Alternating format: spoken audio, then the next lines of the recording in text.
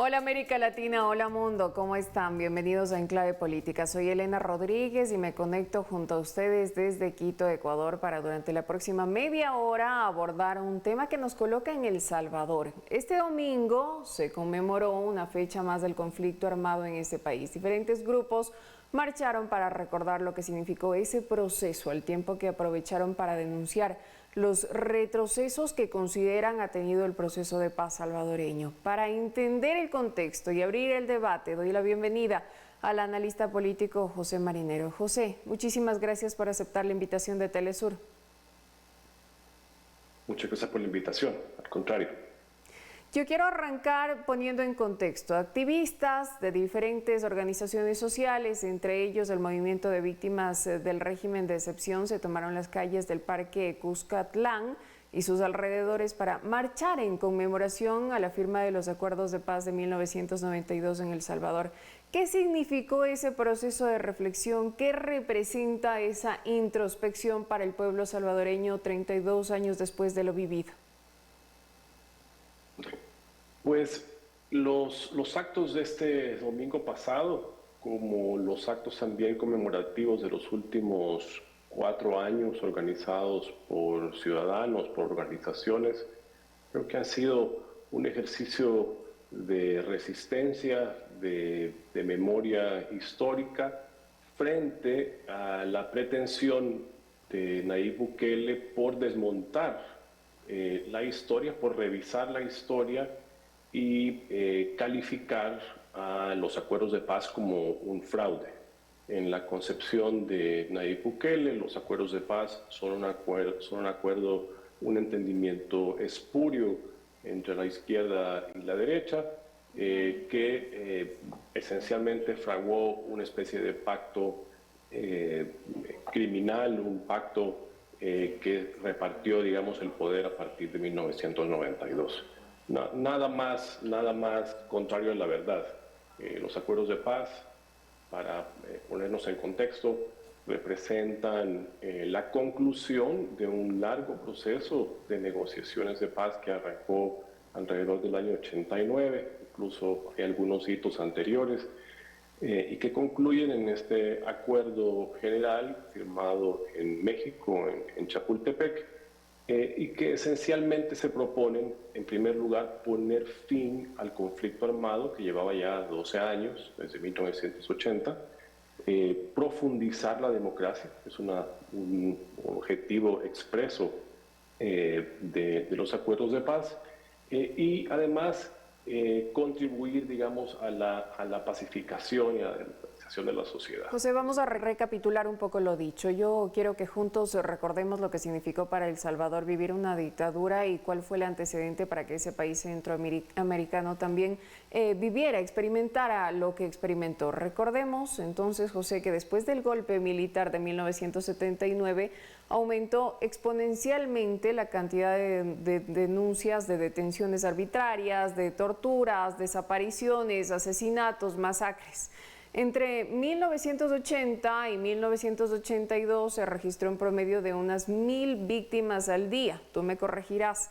Los objetivos preferidos eran los sindicatos, las organizaciones campesinas y estudiantiles. Hay que decirlo, después del golpe militar de 1979 aumentó también exponencialmente la cantidad de denuncias de detenciones arbitrarias, torturas, desapariciones, asesinatos, masacres. Y la historia dice, y tú me corregirás, insisto, si cometo alguna imprecisión, que entre 1980 y 1982 se registró un promedio de unas 1.000 víctimas al día. Los objetivos preferidos, ya lo decíamos, eran los sindicatos. ¿Qué no debemos olvidar de esa guerra civil de 12 años? Efectivamente, la guerra, digamos, inicia oficialmente ya por el año 80, pero la violencia venía ya acumulándose desde el principio de los años 70, que es una violencia además que responde a causas estructurales de distribución de la riqueza, de represión de las minorías, o de la falta de acceso a espacios de participación política. Digamos que se fueron acumulando estas causas y ante la falta de espacios de participación terminaron, digamos, estos grupos organizándose alrededor de un conflicto armado que dura 12 años, como tú bien has dicho. Los muertos totales durante este periodo se estiman, el estimado más común es 75.000 muertos durante los 12 años, además de los 20.000 desaparecidos que digamos que no hay ningún registro de dónde pueden estar. Ese es, digamos, el recuento fatídico de ese periodo de 12 años, además de la destrucción de buena parte del aparato productivo del país. El país estuvo esencialmente en pausa durante 12 años con un crecimiento muy bajo o incluso negativo. De eso salimos, digamos, a partir de 1992, con ese acuerdo que se propone, como ya he dicho, poner fin al conflicto, profundizar o arrancar la democratización y respetar los derechos humanos. Era obviamente una apuesta muy grande, muy arriesgada. Toma en cuenta que se trata de dos bandos que se han estado matando durante 2 años. Por un lado, el gobierno, que si bien no es el gobierno que toma el poder en 1980, digamos, es una extensión, de alguna manera, el poder público que durante esos años se había venido ejerciendo. Y por el otro lado, la guerrilla del Frente Farabundo Martí para la Liberación Nacional. Y esencialmente para esa época, ya a finales de los 80, perdón, se había evidenciado que el conflicto en su vertiente armada había llegado esencialmente a una especie de empate y que esto no iba a solucionarse por la vía armada. Entonces, tomando en consideración eso, además toma en cuenta que estamos en el contexto de los últimos años de la Guerra Fría. El conflicto fue en buena parte también alimentado por las potencias que estaban enfrentadas en la Guerra Fría y las condiciones estaban dadas, digamos, para que ocurriera finalmente un entendimiento. Tomó mucho tiempo. Fue un acuerdo valioso y además es un acuerdo ejemplar, fue tomado como modelo luego en otros sitios, porque efectivamente casi de la noche a la mañana puso fin al conflicto armado, permitió la participación política de la antigua guerrilla, que se convirtió en partido político casi de forma inmediata y participó en las elecciones del año 94. Eventualmente este mismo partido político llegó al poder. Se convirtió en el partido gobernante en 2 ocasiones, continúa en la Asamblea Legislativa en este momento, aunque es una minoría, y digamos que estas condiciones pues sentaron un precedente en términos de negociaciones y acuerdos de paz. Yo creo que es innegable desde cualquier perspectiva el valor que tuvieron los acuerdos de paz, no solamente para poner fin al ruido de los fusiles y para que los salvadoreños dejáramos de matarnos, sino porque además abrió un periodo de democratización que evidentemente tendrá sus problemas, que tendrá sus críticas. Hubo cosas que no hicimos. Por ejemplo, en los acuerdos de paz hay un capítulo dedicado al tema económico y social y se dejaron planteados algunos objetivos. Esos objetivos no se cumplieron realmente durante los años que han pasado desde el fin de la guerra. Pero aquellos objetivos que tenían que ver con la reforma de la justicia, con la reforma de instituciones, con la participación política, con la defensa del derecho a expresar el pensamiento, a participar políticamente a pesar de que tus ideas fueran distintas, esas reformas fueron exitosas. Y son innegables. De hecho, no hay manera de que un gobierno como el actual se hubiese convertido en gobierno si no se hubieran dado las condiciones de democratización previas. Y en esta evaluación que haces, yo quiero retrotraerme, ir hacia otro punto de partida, el 16 de enero de 1992, es decir, un día como hoy, hace 32 años se firmaron en México, ya lo decías tú, los acuerdos de paz de Chapultepec. En los meses que siguieron, 15,000 militantes del Frente Farabundo Martí para la Liberación Nacional depusieron las armas, como lo comentabas. El FMLN, que son las siglas del Frente Farabundo Martí de la Liberación Nacional, se encontraba ante el enorme desafío de reinventarse, esta vez como partido político. Ya nos decías tú, esa representación política tiene ahora también representación, permítanme la redundancia, dentro del legislativo. ¿Cómo evalúas tú, 32 años después, el cumplimiento de ese desafío? Bueno, mi evaluación creo que la he escrito en la respuesta anterior, pero yo te diría que creo que fuimos muy exitosos, y hablo de los salvadoreños, en la implementación de aquellos acuerdos que tuvieron que ver con el desmontaje del conflicto armado. A partir de ese momento, la gente pudo expresar libremente el pensamiento, se abrieron espacios de participación ciudadana, podías leer columnas de antiguos guerrilleros en el periódico a partir casi esencialmente de los acuerdos de paz, una cosa completamente impensable y por la que podían matarte en años anteriores. Y empezó, digamos, un clima, yo diría, de esperanza. Lo recuerdo muy bien, ¿verdad? Es un clima de que otro país era posible. Y comenzamos en la dinámica de la democracia a pensar en qué país era posible construir. En eso creo que fue muy positivo. Los acuerdos también se plantearon la defensa de los derechos, la profundización de la defensa de los derechos humanos. Y ahí también hubo avances, que son también innegables. Se crea una Procuraduría para la Defensa de los Derechos Humanos, se reforma la justicia, que hasta ese momento había estado completamente plegada al poder político.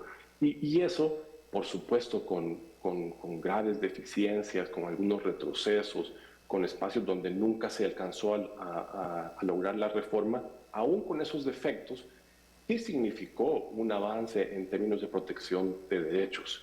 Creo que una de las deudas, de los saldos importantes que no se resolvieron en este tiempo, en esos 32 años, ha sido la preservación de la memoria histórica. Si bien hubo algunos hechos relevantes, como en su momento la Comisión de la Verdad, los hallazgos de la Comisión de la Verdad fueron enterrados esencialmente y nunca se llevaron a la justicia a las personas que aparecían señaladas como responsables de graves hechos de violación a los derechos humanos en El Salvador. Y eso, digamos, creo que fue una de las grandes fallas de los acuerdos de paz y de la implementación de esos acuerdos, que es la perpetuación de la impunidad. Aquellos que violaron gravemente los derechos humanos en su momento, con contadísimas excepciones, no fueron nunca llevados ante la justicia. Y ese ambiente de impunidad, esa percepción de que era posible cometer esos crímenes y no sufrir ninguna consecuencia, creo que termina permeando también en la psique colectiva, en cómo nos percibimos como salvadoreños y cómo percibimos además el rol de la justicia. Yo creo que una cosa parecida pasa hoy día.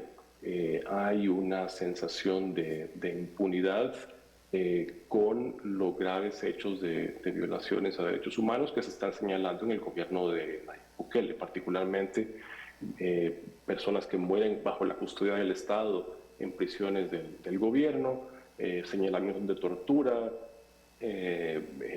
graves hechos de violencia en las prisiones, toda la gente que fue capturada indebidamente o ha sido capturada indebidamente durante el régimen de excepción, que no tiene en este momento mecanismos para activar la justicia, porque esta justicia también está hoy día paradójicamente plegada al Ejecutivo, al poder político. Y sobre Nayib Bukele vamos a hablar luego de la pausa, pero antes quiero mostrarles un dato. Ya hablábamos de la conformación de una comisión de la verdad y nos decía José, como un ejercicio de memoria, de justicia y reparación, que hay que hacerlo, que hay que revisar esa historia. Y en marzo de 1993, por ejemplo, la Comisión de la Verdad hizo público su informe. En 8 meses había documentado más de 75.000 casos de tortura, asesinatos y desapariciones. En 85% de los casos, escuche bien esto, se identificó como responsables al ejército, a la policía y a los escuadrones de la muerte. Una de las recomendaciones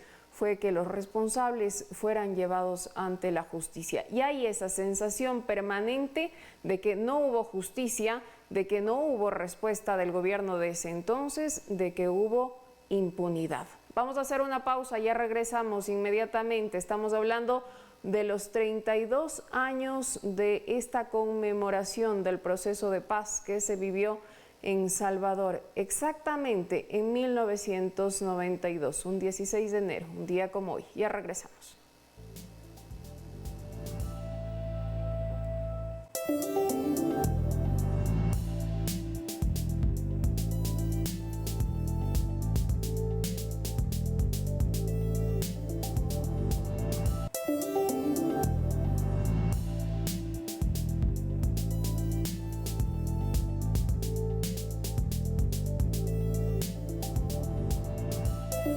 Estamos de vuelta, gracias por seguir en Enclave Política, un espacio dedicado al análisis de los hechos más importantes de América Latina. Hoy en Agenda El Salvador. Es que este día, este 16 de enero, se conmemoraron 32 años de la firma de los acuerdos de paz de la Guerra Civil Salvadoreña que enfrentó a la guerrilla de izquierda del Frente Farabundo Martí para la Liberación Nacional, ahora partido en oposición, y a un ejército financiado por Estados Unidos. José, hacíamos un ejercicio de memoria en el primer bloque y decíamos que este conflicto se saldó con alrededor de 75.000 muertes y 10.000 o 20.000 personas desaparecidas. Todavía no hay un consenso con respecto a las cifras, sin que los procesos penales abiertos desde 2016, cuando un fallo constitucional de la Corte Suprema anuló la amnistía de 1993, tenga mayores avances. A 32 años desde la firma de los acuerdos de paz, ¿qué te dice esta conmemoración? ¿Qué te dice que esta conmemoración no sea reconocida por el presidente Nayib Bukele, que los cataloga como una farsa? Yo creo que es muy consistente con su pretensión de que su gobierno representa una especie de refundación de la República. Y como pretende estar refundando la República, necesita también desmontar, digamos, la historia previa, revisarla, verla con una nueva luz.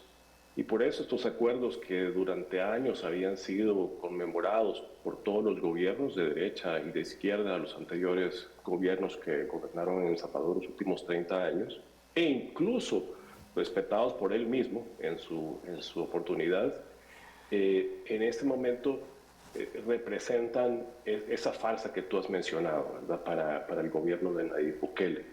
Y en eso no es extraño que no solamente no los conmemore, sino que además quiere proyectar esos acuerdos y el proceso de democratización como un proceso espurio que produjo a sus antecesores y que es contra los antecesores, los gobiernos anteriores, contra los que él representa una alternativa de refundación.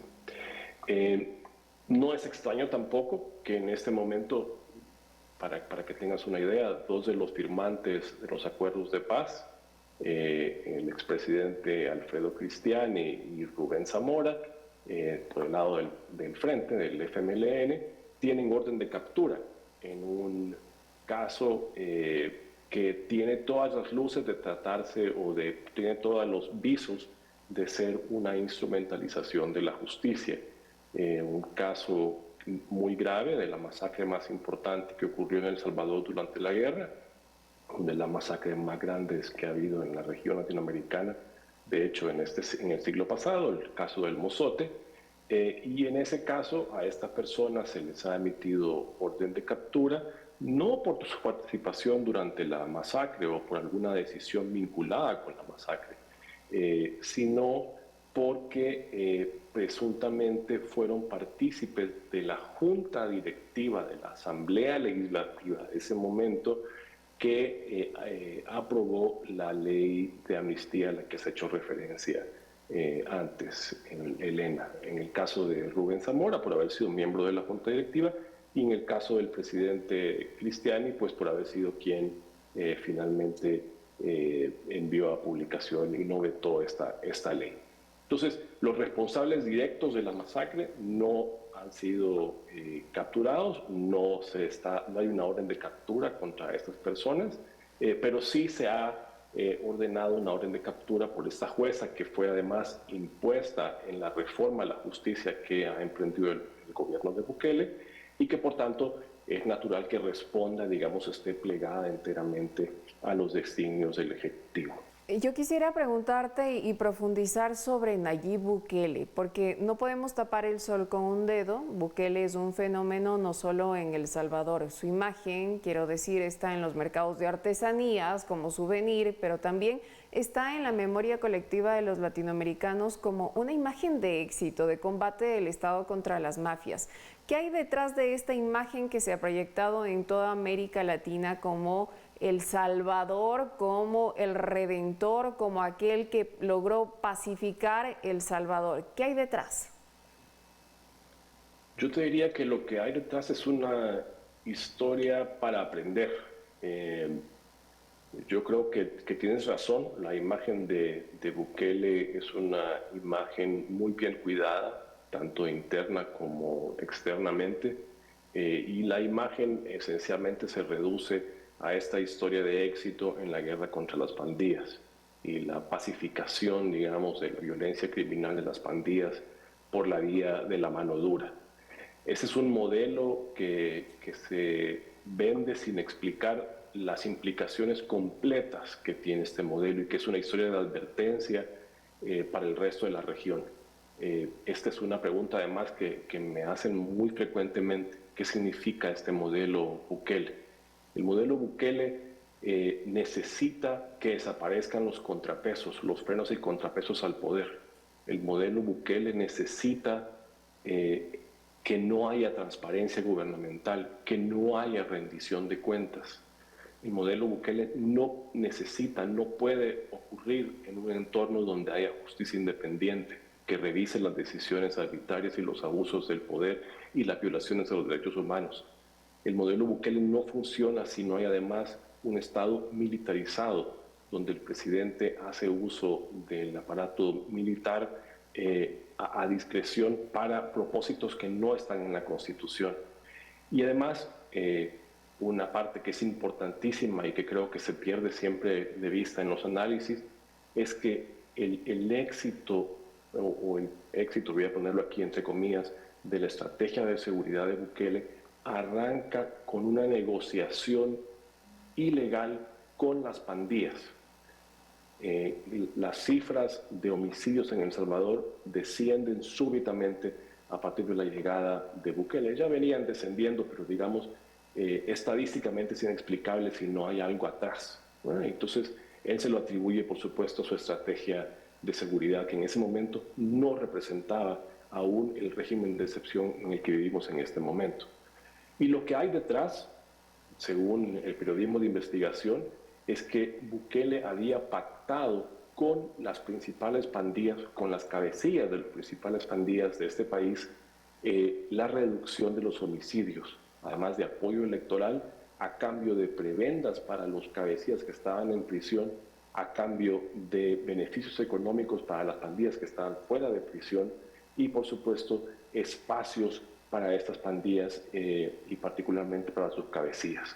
Este es un pacto criminal con las pandillas, oculto a los ojos del público, pero que la prensa independiente, el periodismo de investigación, y basta hacer una búsqueda en Internet para darse cuenta de cómo está documentado. Hay grabaciones de audio, hay documentos, esto no es una especulación, de cómo este gobierno pactó con esas pandillas. Al romperse esa tregua, por causas que no vienen al caso en este momento, en marzo del 2022, al romperse esa tregua, Bukele entonces gira, cambia de estrategia y utiliza la represión por la vía del régimen de excepción, que es la suspensión de derechos constitucionales de los ciudadanos, de todo el mundo, no solamente de los pandilleros. Y seguimos, de hecho, 23, 21 meses después, 22 meses después, viviendo aún bajo régimen de excepción. Y eso ha supuesto la captura aceleradísima de 75,000 personas, sin condiciones, digamos, de debido proceso. Hay reportes, hay información de organizaciones internacionales y locales de tortura en las prisiones, 205 muertes bajo custodia del Estado. Hay reportes de cuotas de captura que eran impuestas a unidades policiales y militares. Simplemente se capturaba gente para cumplir con la cuota, sin constatar de ninguna manera que tenían alguna responsabilidad.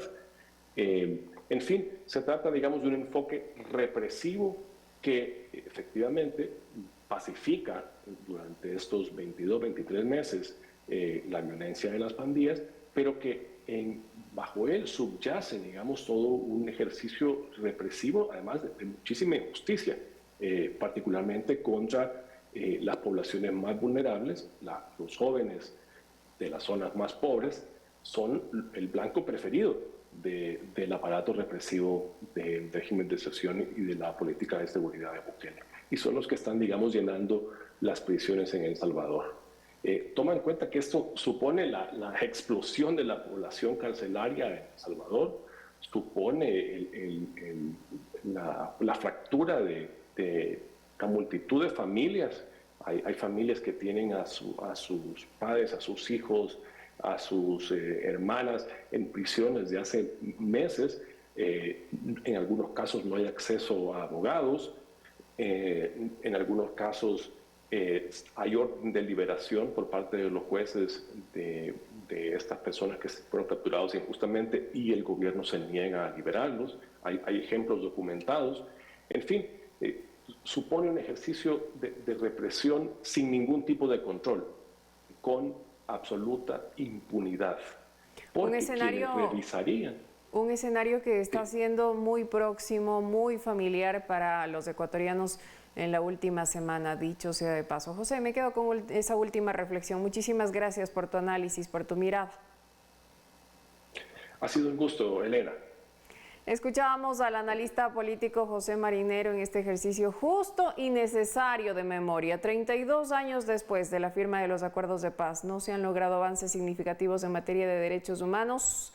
Decenas de miles de víctimas siguen esperando reconocimiento y alguna forma de reparación. Nos despedimos, ha sido para mí un placer acompañarlos durante este día. Los espero mañana en una nueva edición de Enclave Política. Soy Elena Rodríguez, los leo en mi cuenta de X, mi usuario @Elena de Quito. Hasta la próxima.